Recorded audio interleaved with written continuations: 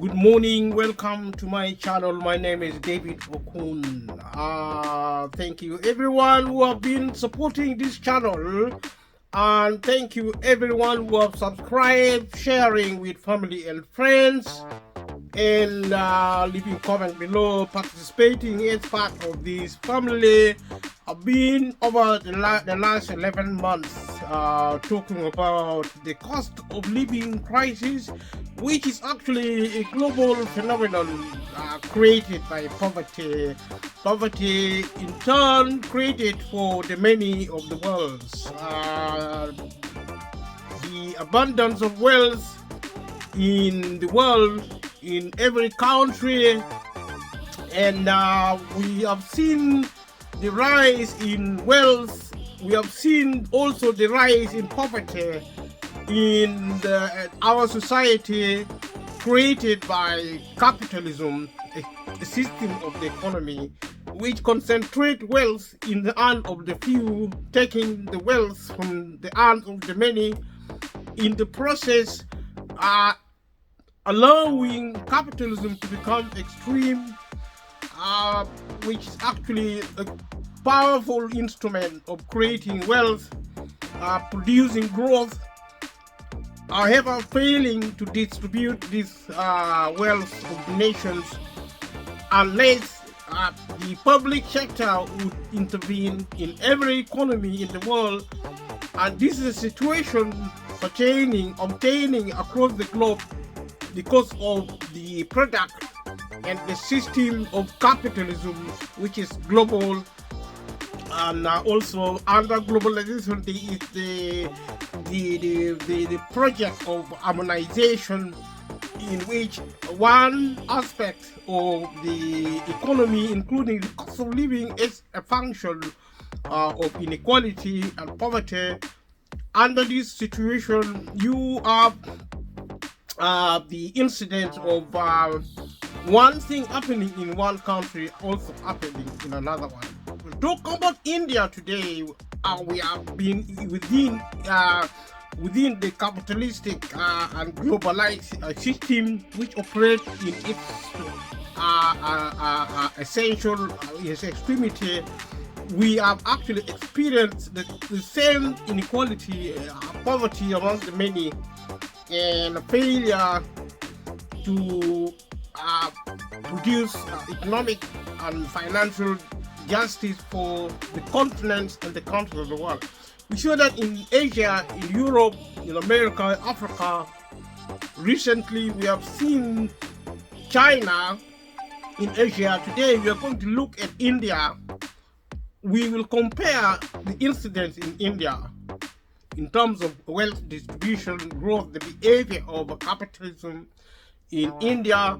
India is such an important country because of the size of the population, the level of wealth, and the incident of extreme inequality due to the impact produced by, among others, produced essentially by capitalism, extreme version, which actually undermined the application of the public sector, the creation and application of the public sector, which actually extrematized what is now we know as modern day capitalism. And this, wherever it happened, is actually the fundamental creator of what we now know as the cost of living crisis.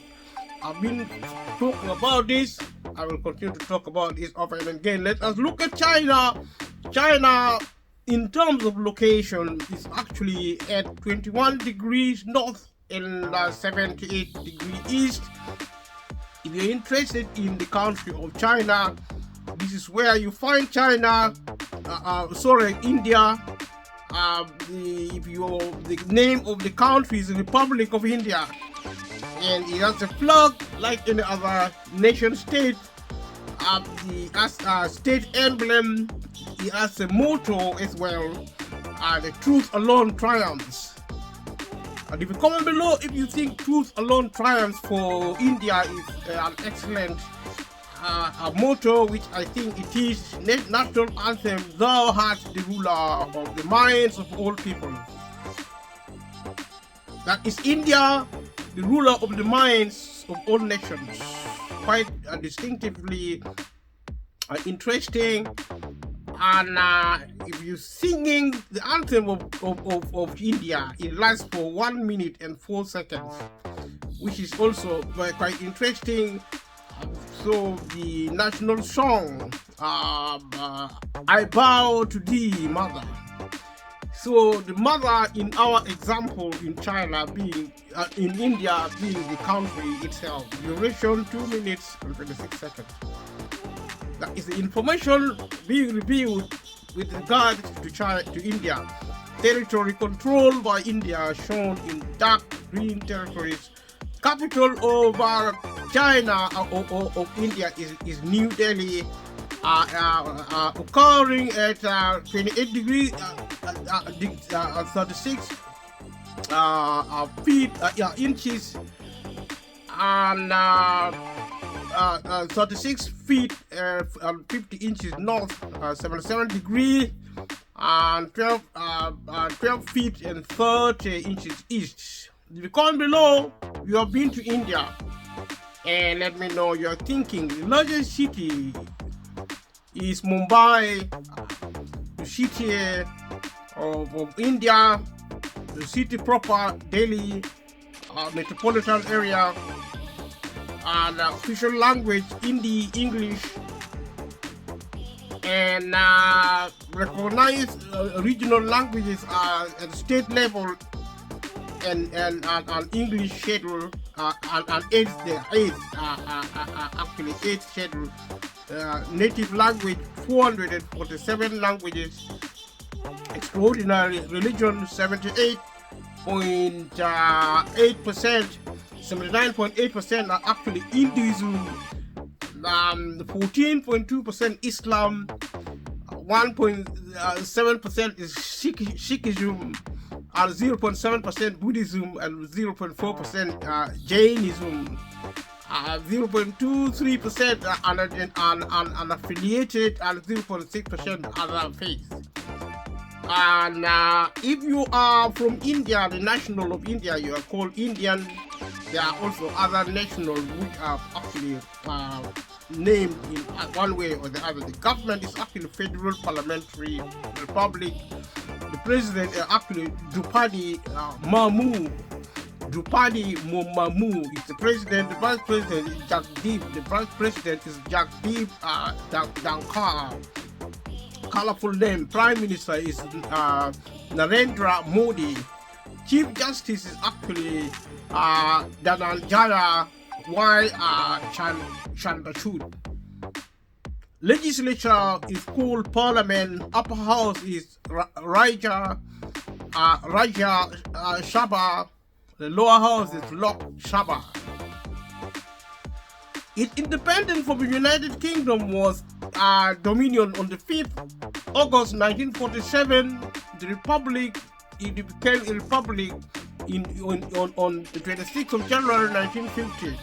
Last polity admitted was the 6th of May 1975. The total area of India is 3.287,263 square kilometer and 1.269 thousand 219 square miles. The 7th biggest country in the world, and the water surface is 9.6%. Population is 1.4 billion, 1.472 billion, 626,663. The first, number one, the most populous country in the world, having overtaken China, and 1.2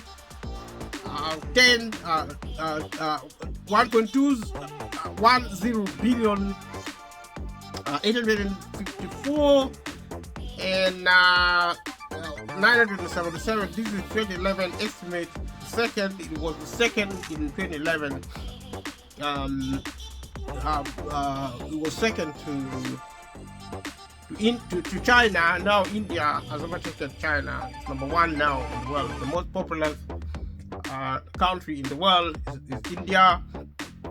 The population density stands at 422.5 per square kilometer, and or 1094.3 per square miles. The 30th in terms of population density.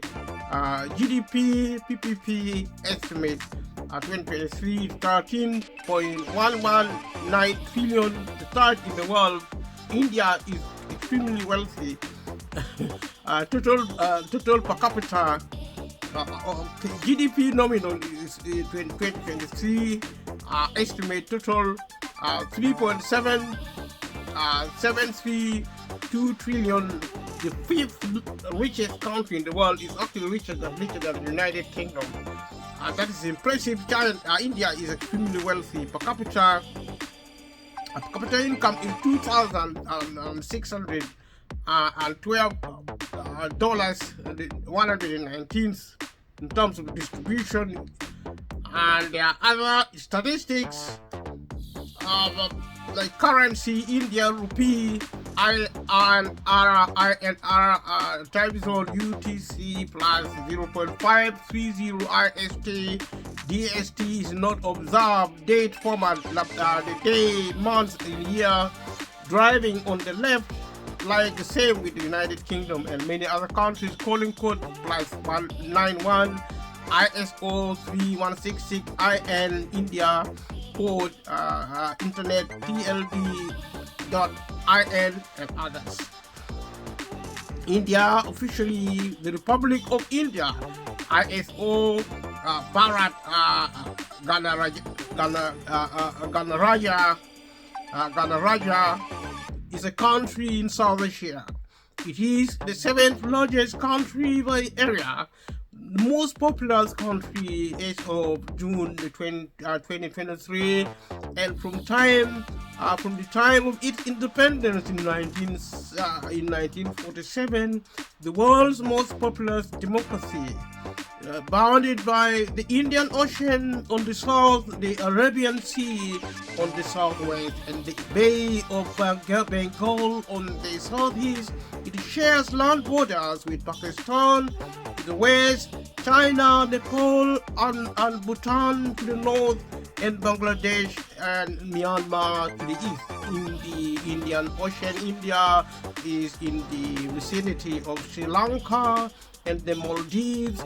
Its Andaman and Nicobar Islands share maritime border with Thailand, Myanmar, and Indonesia. Modern humans arrived on the Indian surrounding on the Indian subcontinent from Africa no later than 55,000 years ago. So Indians are actually Africans. Something I've really always suspected of Asia generally. So Indians are actually Africans. So their long occupation, initially in varying forms of isolation as hunter-gatherers, has made the region highly diverse, second only to Africa in human genetic diversity. Shuttle life emerged on the subcontinent in the western margins of the Indus River basin 9,000 years ago, evolving gradually into the Indus Valley civilization of the 3rd millennium BCE. By 12,000 BCE, an archaic form of Sanskrit, an Indo-European language, had diffused into India from the northwest. Its evidence today is found in the hymns of the Rig Veda, preserved by an oral tradition that was resolutely vigilant. The Rig Veda record the dawning of Hinduism in India. The Dravidian languages of India were supplanted in the northern and the western regions. By 400 BC, stratification exclusion by caste had emerged within Hinduism and Buddhism and Jainism. And the reason proclaiming social order as linked to heredity. The class system in India has probably been one of the worst in the world. The caste system where the rich are actually distinctively segregated and actually contrasted with the poor.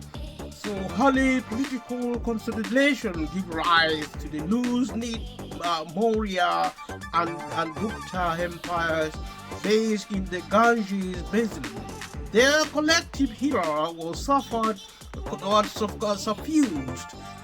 wide-ranging creativity, but also marked by the declining status of women and the incorporation of the untouchability into an organized system of belief. The untouchables were the poor, still perhaps the poorest of the poor in India today, going to India.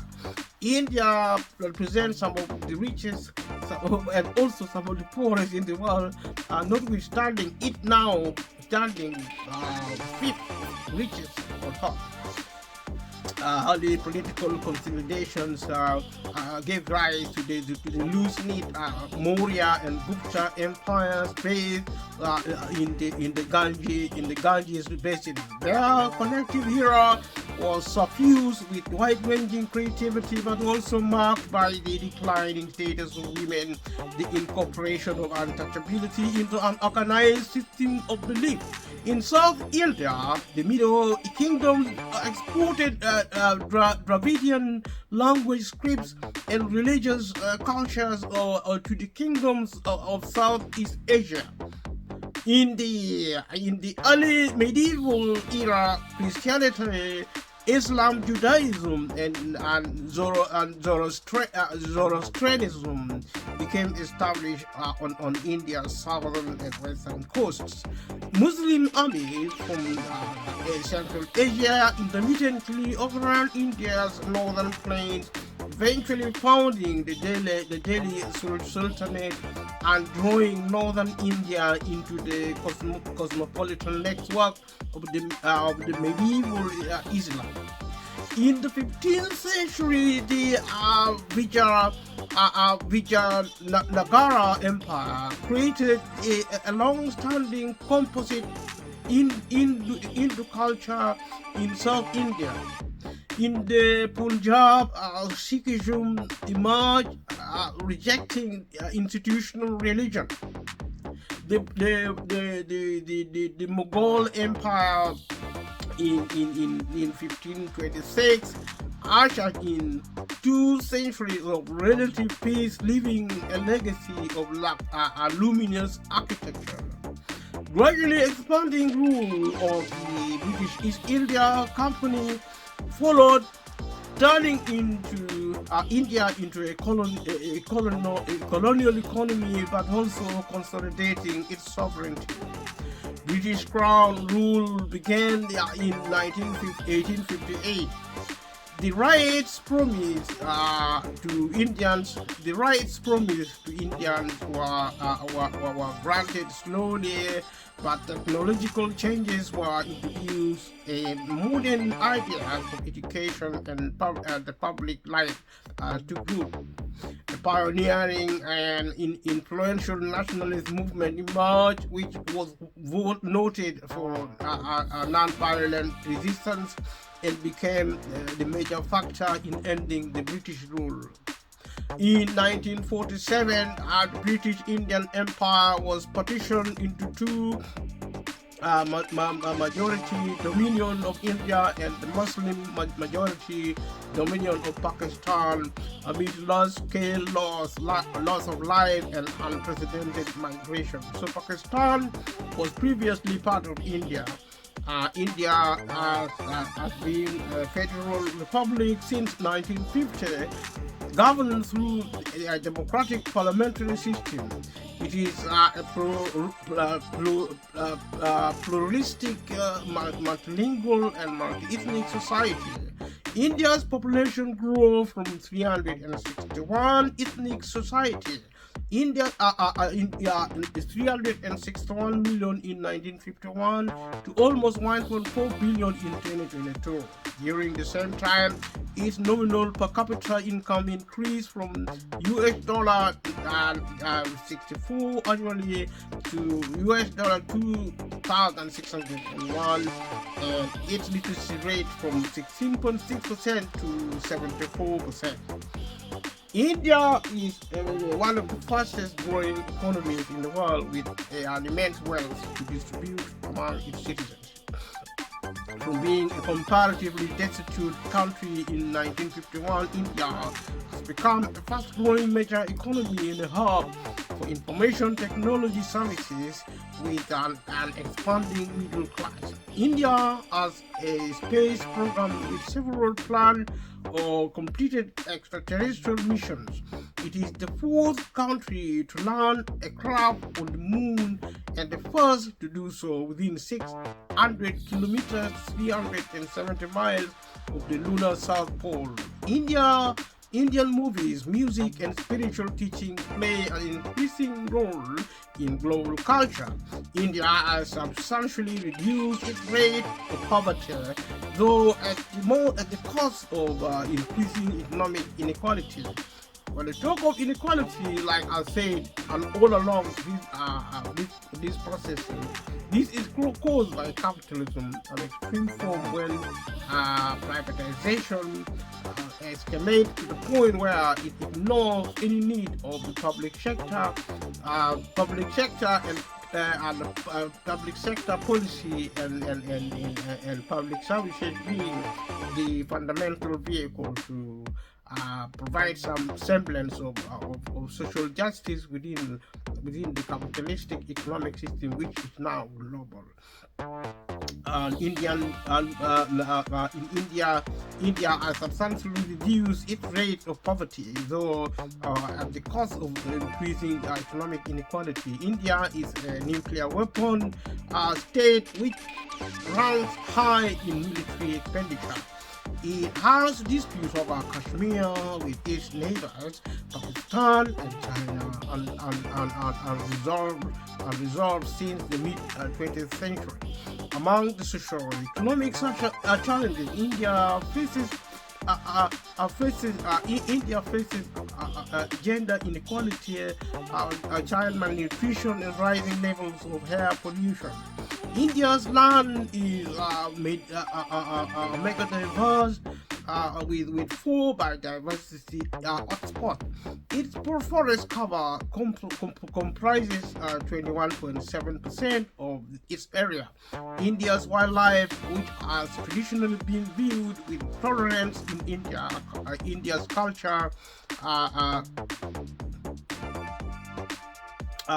its culture is supported among these forests and elsewhere.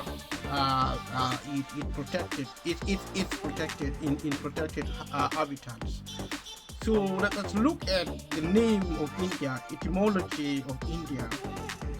According to the Oxford English Dictionary, the third edition 2009, the name India is diverse.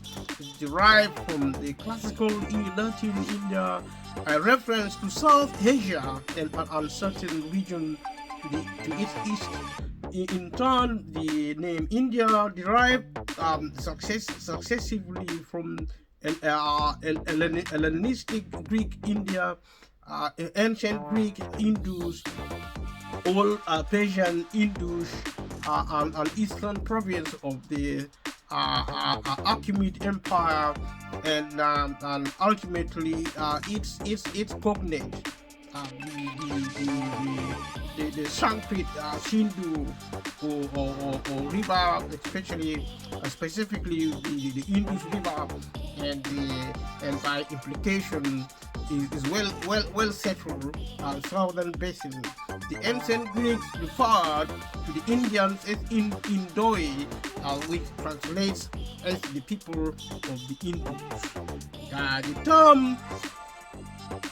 The term Bharat, pronounced Bharat,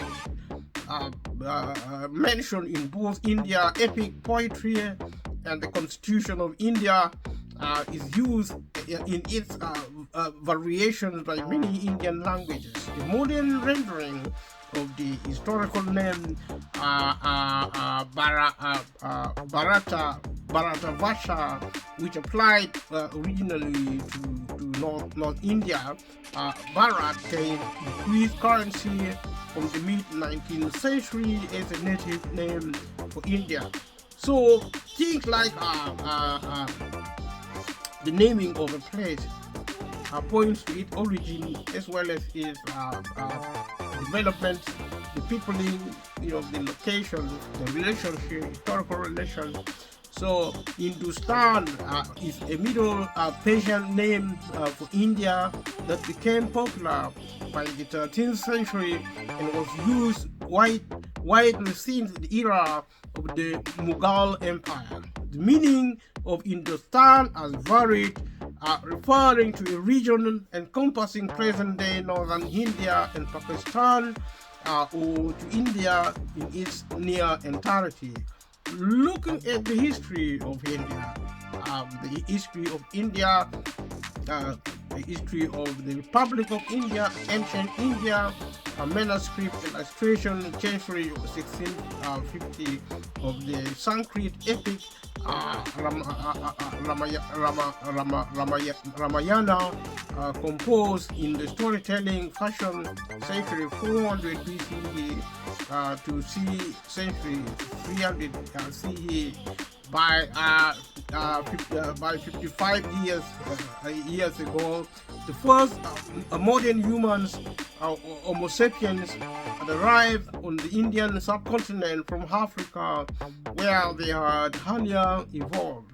The earliest known modern human remains in South Asia date to about 30,000 years ago.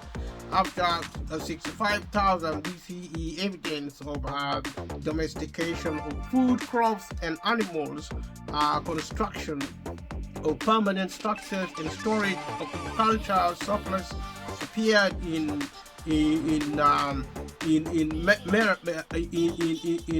Maraga, in Marga, and other sites in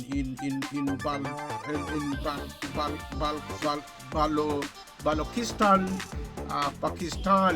These gradually developed into the Indus Valley civilization, the first urban culture in South Asia, which flourished during 2500 to 1900 BCE in Pakistan and West India, centered around cities such as Mohenjo-daro, Harappa, Dholavira, and Kalibangan, and relying on varied forms of subsistence, civilization engaged robustly in crafts production and wide-ranging trade. So it's one of the most ancient of empires. The beginning of its civilization was ancient during the period 2000 to 500 BCE. Many regions of the subcontinent transition from the Chalcolithic culture to the Iron Age ones, the Vedas. The oldest scriptures associated with Hinduism were composed during this period, and historians have analyzed this to posit a Vedic culture in the Punjab region and the Upper Gangelic plain. Most historians also consider this period to have encompassed several waves of Indo-Aryan migration into the subcontinent from northwest. The caste system, which created a hierarchy of priests, warriors, and free peasants, but which excluded indigenous people by labeling their occupation impure, arose during this period. It was an evil system created by economic infrastructure, perhaps social cultural infrastructure. On the Deccan Plateau, archaeological evidence from this period suggests the existence of a chiefdom state or political organization. In South Asia, a progression to sedentary life is indicated by the large number of megalithic monuments dating from this period, as well as by nearby traces of agriculture, irrigation, tongues, and craft traditions. So you look at places like cave of Rock-Chut Ajanta cave. These are evidence of early civilization in India. And the purpose for this exercise is to provide evidence of abundance of resources, including wealth and knowledge, technology, and information in India. And therefore, the argument would be that there is sufficient resources in India, as well as what we show in China, in Asia, and in the Western world, and even in Africa. There is sufficient wealth and opportunities to lift every single individual out of poverty, because poverty is fundamental in processing peace. Also cultural economy, which religion and other social functions provide, is fundamental in understanding the value of humanity. These actually are two fundamental functions of my program during this video, to actually provide information which is necessary for us to review and to look into as key factors in producing peace long term in China as well. In the late Vedic period, around the 6th century BCE, the small states and chiefdoms of the Ganges plain and the northwestern regions had consolidated into 16 major oligarchies and monarchies that were known as the Mahajanapadas. The emerging urbanization gave rise to non-Vedic religious movements, two of which became independent regions. Jainism came into prominence during the life of the exemplar Mahavira. Buddhism, based on the teachings of Gautama Buddha, attracted followers from all social classes, excepting the middle class, chronicling the life of the Buddha. Was central to the beginnings of recorded history in India. In an age of increasing urban wealth, both religions held have reunification as an ideal, and both established long-lasting monastic traditions. Politically, by the 3rd century BCE, the kingdom of Magadha, the next or reduce other states to emerge as the Mauryan Empire. The empire was once thought to have controlled most of the subcontinent except the far south, but its core religions are now thought to have been spearheaded, separated by large autonomous areas. The Mauryan kings are known as much for their empire building and determined management of public life as for Ashoka's reunification of militarism and far-flung advocacy of the Buddhist Buddhist Dharma. The Sangam literature of the Tamil language reveals that between 2000 BCE and 200 BCE, the southern peninsula was ruled by the Shiras, the Kolas, and the Pandyas dynasties that traded extensively with the Roman Empire and with the West and South Eastern Asia. Some scholars say the Roman Empire was based on the Babylonian Empire. It was a black dynastic empire. If that is true, then there is a correlation here and there to prove that black people are being at the center of modern civilization, not only in India but also perhaps in Europe, to the globe. So in North India, Hinduism asserted patriarchal control within the family, leading to increased subordination of women. By the 4th and 5th centuries, the Gupta Empire created a complex system of administration and taxation in the greater Ganges plain. This system became a model for later Indian kingdoms. Under the Guptas, a renewed Hinduism based on devotion rather than the management of ritual began to assert itself. This renewal was reflected in a flowering of sculpture and architecture, which found patrons among the urban elite. Classical Sanskrit literature flowered as well, and Indian science, astrology, medicine, and mathematics made significant advances. Looking at medieval India, Brihadeshwara temple, Tanjavur, completed in 1010 CE. These are ancient civilizations, magnificent, and the Qatab Minar, 73 meters, 240 feet tall, completed by the Sultan of Delhi, Iltutmish.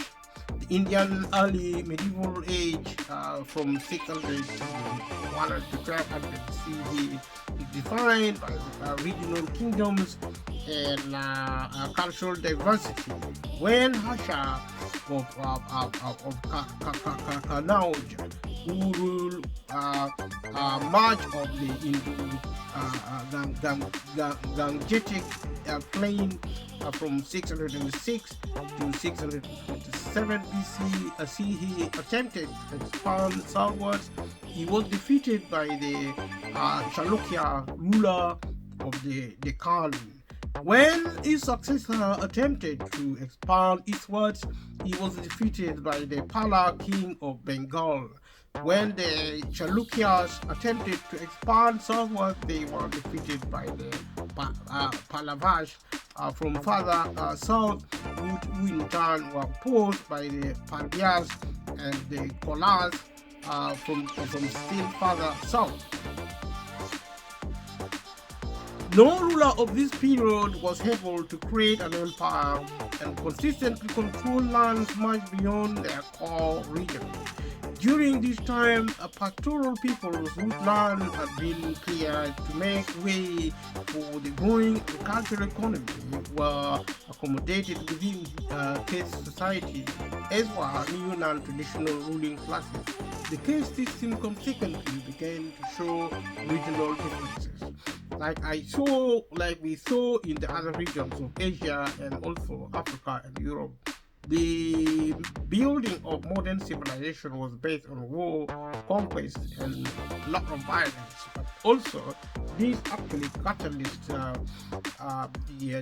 the pace of development as we saw, and speeding up system success capitalism, which now is the creator of the fundamental sources method of creating wealth, which is also a system of rule and violence perpetuated from the past, continuing in the contemporary times into the future, predictable, unless we can intervene to moderate it using the public sector and public policy, and also by visiting our cultural economy to develop it into a piece of progressive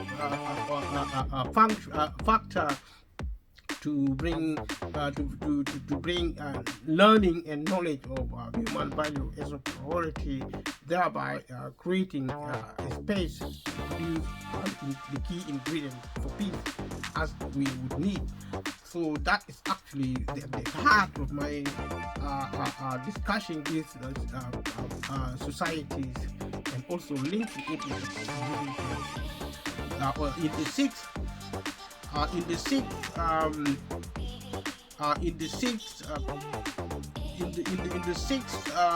and the 7th centuries, the first devotional hymns were created in the Tamil language. They were imitated all over India and led to both the resurgence of Hinduism and the development of more modern languages of the subcontinent. India royalty, big and small, and the temple they patronized drew citizens in great numbers to the capital cities, which became economic hubs as well. Temple towns of various sizes began to appear everywhere as India underwent another urbanization. By the 8th and 9th centuries, the effects were felt in Southeast Asia, and South India culture and political system were exported to lands that became part of modern-day Myanmar, Thailand, Laos, Brunei, Cambodia, Vietnam, Philippines, Malaysia, and Indonesia. This information actually illustrates the fact of global capitalism as featured in the history of India, as well as in the same way as we saw in the other worlds. After the 10th century, Muslim Central Asian nomadic clans using swift horse cavalry and raising vast armies united by ethnicity and religion repeatedly overran South Asia's northwestern plains, leading eventually to the establishment of the Islamic Delhi Sultanate in 1206. The Sultanate was to control much of North India and to make many forays into South India. Although at the first disruptive for the Indian elites, the Sultanate largely left its vast non-Muslim subject population to its own laws and customs. By repeatedly repulsing Mongol raiders in the 13th century, the Sultanate saved India from the devastation visited all West and Central Asia, setting the scene for centuries of migration of fleeing soldiers, learned men, mystics, traders, artists, and artisans from that region into the subcontinent, thereby creating a syncretic Indo-Islamic culture in the north. The Sultanate raiding and weakening of the regional kingdoms of South India paved the way for the indigenous Vijayanagar Empire, embracing a strong Shaivite tradition, building upon the military technology of the Sultanate. The empire came to control much of peninsular India. and was was to influence South Indian society for long afterwards. Look at the early modern East India in the early 16th century northern India, then under mainly Muslim rulers, fell again to the superior mobility and firepower of a new generation of Central Asian warriors.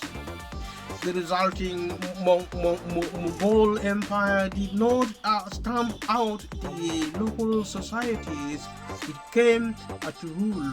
Instead, it balanced and pacified them through new administrative practices and diverse inclusive ruling elites, leading to more systematic, centralized, and unified rule.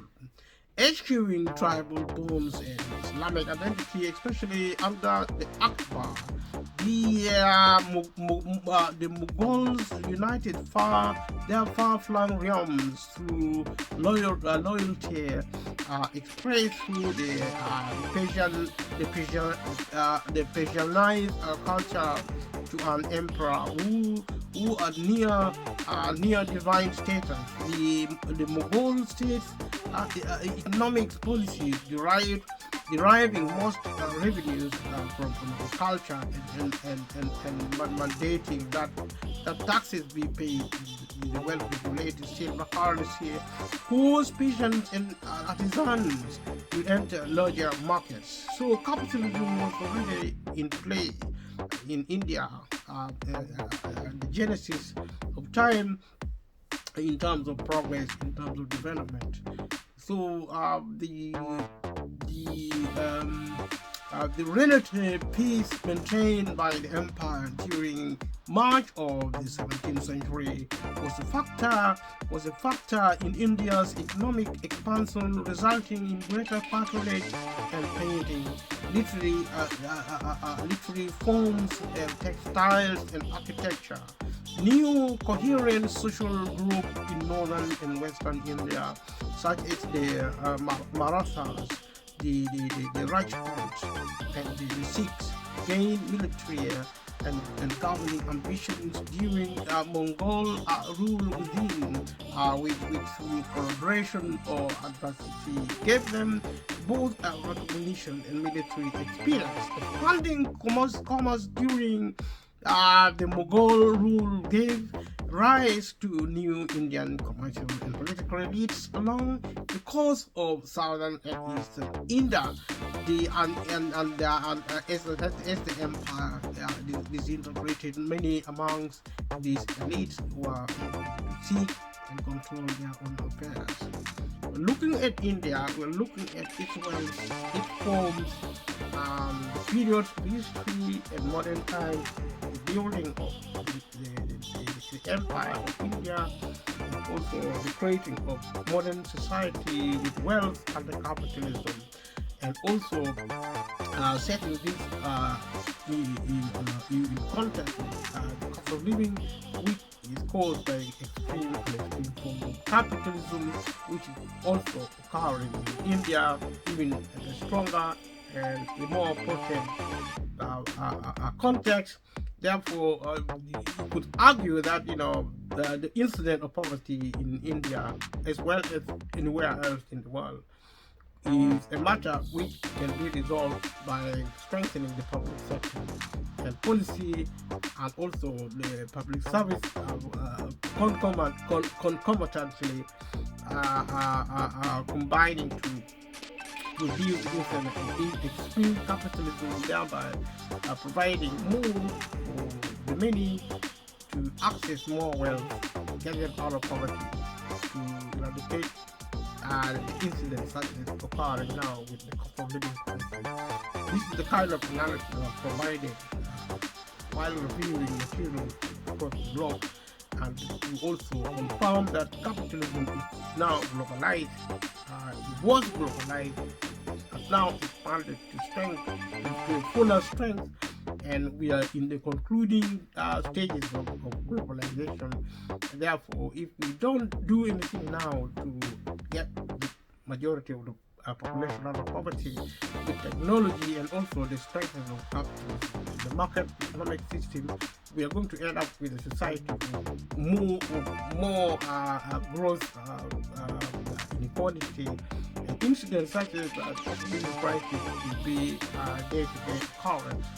And so there is the logic, there is also a sense of us actually accessing this understanding so that we begin to change the way we think, taking our minds away from the state or dependency on others, instead trying to understand society thoroughly, especially for the young people who will inherit the future, to understand the idea that there is a lot of inequality under capitalism, and also the need to strengthen the public sector and provide more, not less, a public service on the one and on the other, and understanding the value of culture is in prioritizing and valuing first the life of humans, and integrating this into the learning culture, producing a cultural economy, which will, in my opinion, will be the fundamental key to peace building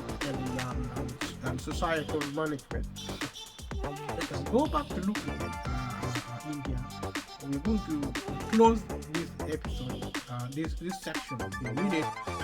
So look at a distant view of Taj Mahal from the Agra fort to Mohang company gold coin issued in 1875.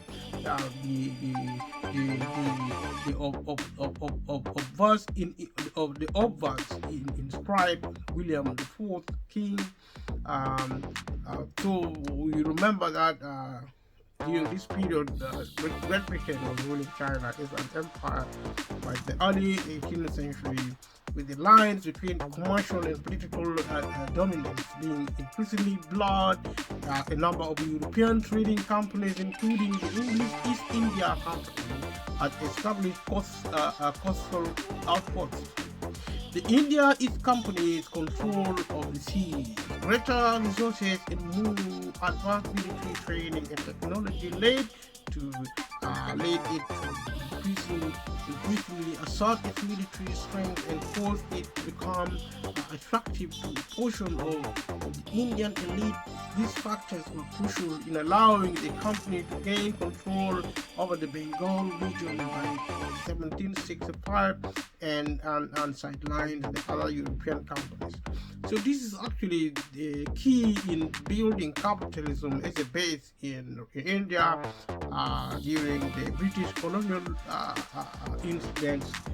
Its further access to the riches of Bengal and the subsequent increased strength and size of its army enabled its army to subdue most of India by the 1820s. India was then no longer exporting manufactured goods as it had long had, but was instead supplying the British Empire with raw materials. Many historians consider this to be the onset of India's colonial period. By this time, with its economic power severely curtailed by the British Parliament and having effectively been made an arm of the British administration, the East India Company began more conscious to enter non-economic arenas, including education, social reform, and culture. Going to look at modern India in the second history of the Republic of India. Historians consider India's modern age to have begun sometime between 1848 and 1885. The appointment of 1848 of Lord Dulhousie as Governor General of the East India Company set the stage for changes essential to a modern state. These included the consolidation and demarcation of sovereignty, the surveillance of the population, and the education of citizens. Technological changes among them, railways, canals, and the telegraph were introduced not long after their introduction in Europe. However, dissatisfaction with the company also grew during this time and set off the Indian Rebellion of 1857, fed by diverse resentments and perception, including invasion of British-style social reform, harsh land taxes, and summary treatment of some rich landowners and princesses. The rebellion rocked many regions of northern and central India and shook the foundation of company rule. Although the rebellion was suppressed by 1858, it led to the dissolution of the East India Company and the direct administration of India by the British government, proclaiming a unitary state and a gradual but limited British-style parliamentary system. The new rulers also protected princes and landed gentry as a federal safeguard against future unrest. In the decades following, public life gradually emerged all over India, leading eventually to the founding of the Indian National Congress in 1885. Like I said in the other materials, I argued there and here also that capitalism is fundamentally the system of rule, violence, colonialism, imperialism, and nothing beyond. The sole purpose there being the using of the weaponizing of wealth to maintain the status quo of power occupation within a certain class, normally the few at the top, at the expense of the many with the bottom. This has always been the case for decades. It is the case, is going to be the case, and if we don't do anything about it now, culturally, especially, and also strengthening the public sector and service, but most importantly, revisiting our cultural economy, where humanity is valued more than wealth and power and all else. If we don't do this now to relearn our past, peace, we will go extinct, because the level of violence, the weaponizing of power and wealth now happening is such as to destroy the entire humanity, beginning with the few at the bottom who are poor, and ultimately the ones at the top will collapse and disintegrate into obliteration, total obliteration. That will be the end of the world for humanity, for the human species. This is certainly going to happen if we don't act now and discover a pathway to peace. Like I've been mentioning, the cost of living is a symptom. We need to take this matter very seriously, because it's a matter of life and death for our human species. The rise of technology and the commercialization of agriculture in the second half of the 19th century was marked by economic setbacks, and many small farmers became dependent on the means of far-right markets. There was an increase in the number of large-scale famines, and despite the risk of infrastructure development or borne by Indian taxpayers, little industrial employment was generated for Indians. There were also solitary effects and commercial cropping, especially in the newly canal Punjab, led to increased food production for internal consumption. The railway network provided critical famine relief, notably reduced the cost of moving goods and helped nascent Indian-owned industry. In 1909, there is a map drawn of the British Indian Empire. Jawaharlal Nehru sharing a light movement with Mahatma Gandhi. Mumbai, 6th July 1946. After World War I, in which approximately 1 million Indians served, a new period began.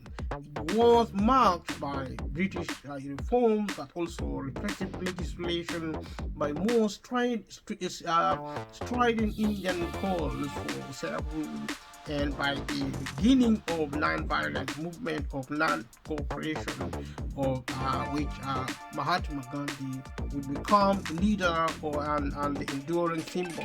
During the 1930s, slow legislative reform was enacted by the British. The Indian National Congress won victory in the resulting elections.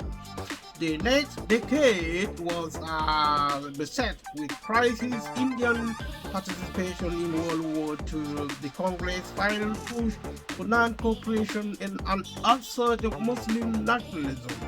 All were capped by the advent of independence in 1947, but tempered by the partial partition of India into two states, India and Pakistan. Vital to India's self-image as an independent nation was its consolidation completed in the 1950s, which put in place a secular and democratic republic. Per the London Declaration, India retained its membership of the Commonwealth, becoming the first republic within it.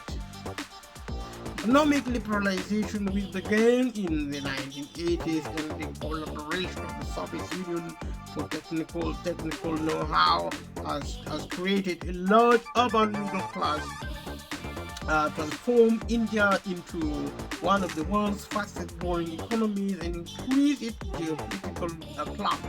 Yet India is also shaped by seemingly unyielding poverty, both rural and urban, by religious and caste-related violence, by Maoist-inspired Naxalite insurgencies, and by separatism in Jammu and Kashmir and the northeast of India. Whenever there is resistance, which means there is social injustice, resistance by war and violence or any other form will not work. It serves to strengthen the world, the hands of the ruling elites. The fundamental solution would be to strengthen the public sector by the government on the one hand, but also by society pursuing the cultural economy. Like I have said, on this occasion, the global cultural economy, which should actually be harmonized across the globe to prioritize humanity by way of valuing humanity over and above wealth and power. I've said this consistently. It sounds as a simple process, and it is, but it's a simple idea, but it is in terms of processing. It is an enormous task to achieve such proposition. This is happening in China. It happened then. It's continuing to happen now. It will continue to happen in the future. Yet India is also shaped by seemingly unyielding poverty, both rural and urban, by religious and caste-related violence, by Maoist-inspired Naxalite insurgency, and by separatism in Jammu and Kashmir and in northeast India. It has unresolved territorial disputes with China and with Pakistan. India's sustained economic freedoms are unique among the world's newer nations. However, in spite of its recent economic successes, freedom from want for its disadvantaged population remains a goal yet to be achieved. Like I said, economic freedom, yes, in China, yes, in every country of the globe, yes, under capitalism, the free market, yes. But you see, this is a system which by default concentrates wealth into the hands of the few because of the necessity of the ruling elite to remain in power. As a sub-country, there are two countries. One are the ruling communities, and the other actually the slaves. And this system of violence or injustice was created in the past, and now it exists. It is continuing to exist. Actually, it's getting worse until we do two things. first, developmentally, to strengthen the public sector across the globe and expanding public service to get the many out of poverty. But also, most importantly, we need to revisit our cultural economy globally.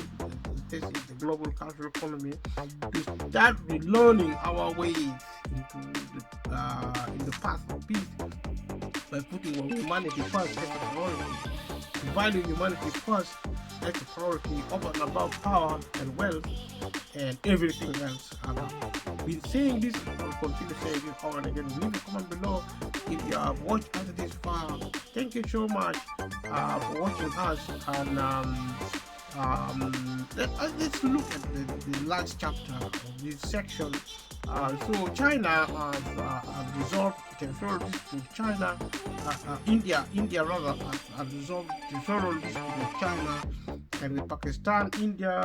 India's sustained economic freedom are unique among the world's newer nations. However, like I said, economic freedom means liberalization of the economy, which means privatization of the economy, which means selling of the entire country to the super rich, which are the few, taking this wealth and countries and rights, everything from the poor, many, to the super rich few who are the ruling class. The purpose is for rule. It's a process of weaponizing wealth and society to promote violence in the interest of rule over anything else. So it is rule at all costs, which is the fundamental value of modern society, which is very dangerous, which is actually suicidal. And I have argued only in the alternative that we need to now revisit our cultural economy, our global cultural economy, to introduce a method of education which actually prioritizes humanity and valuing people first over anything else, including power. This is the only way to achieve peace. If we don't do that now and also invest in it now, it's going to be too little, too late. Too little, too late under the current system of capitalism mean the end of the world, extinction of the human species. Thank you for watching this material. Subscribe to this channel if you haven't subscribed. Leave a comment below and let me know what you know about this, what you know about capitalism, what you know about the market economic system of rule, where the few remain at the top with all the wealth in the world, and the majority are at the bottom, who are slaves, who are willfully excluded from the wealth of the nation, creating factors including that of the cost of living crisis as we understand it now. Thank you. We'll see you in the next videos. Bye bye.